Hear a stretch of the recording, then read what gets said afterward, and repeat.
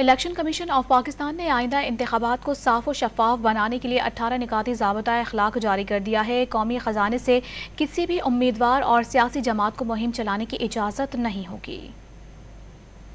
Election commission نے اگلے انتخابات کو آزاد، شفاف اور منصفانہ بنانے کے لیے ضابطۂ اخلاق کو مزید سخت کر دیا۔ الیکشن کمیشن کی جانب سے 18 نکاتی ضابطۂ اخلاق جاری کیا گیا ہے، جس میں ووٹر کی رائے متاثر ہونے سے بچانے کے لیے انتخابی ضابطۂ اخلاق کا دائرہ بڑھا دیا گیا۔ 18 نکاتی ضابطۂ اخلاق کے تحت انتخابی حلقوں میں کسی بھی قسم کا سروے کرانا ممنوع قرار دیا گیا ہے۔ انٹری اور ایگزٹ پولز کرانے اور میڈیا پر نشر کرنے پر پابندی ہوگی۔ نظریہ پاکستان کے خلاف خبریں نشر کرنے پر بھی پابندی عائد کر دی گئی۔ عدلیہ، ریاستی اداروں، پاکستان کی خود مختاری اور نظریات سے متعلق منفی مواد نشر نہیں کیا جا سکے گا۔ امیدواروں کے مذہب اور برادری سے متعلق منفی مواد نشر کرنے پر پابندی ہوگی۔ امیدوار اگر کسی دوسرے امیدوار پر الزام لگائے تو میڈیا دوسرے کا موقف لینے کا پابند ہوگا۔ قومی خزانے سے کسی بھی امیدوار اور سیاسی جماعت کو مہم چلانے کی اجازت نہیں ہوگی۔ الیکشن کمیشن کے ضابطۂ اخلاق میں صحافیوں اور صحافتی اداروں کو بھی سیکیورٹی فراہم کرنے کی ہدایت کی گئی ہے۔ الیکشن کمیشن نے ضابطۂ اخلاق میں سوشل میڈیا کو بھی شامل کر لیا ہے۔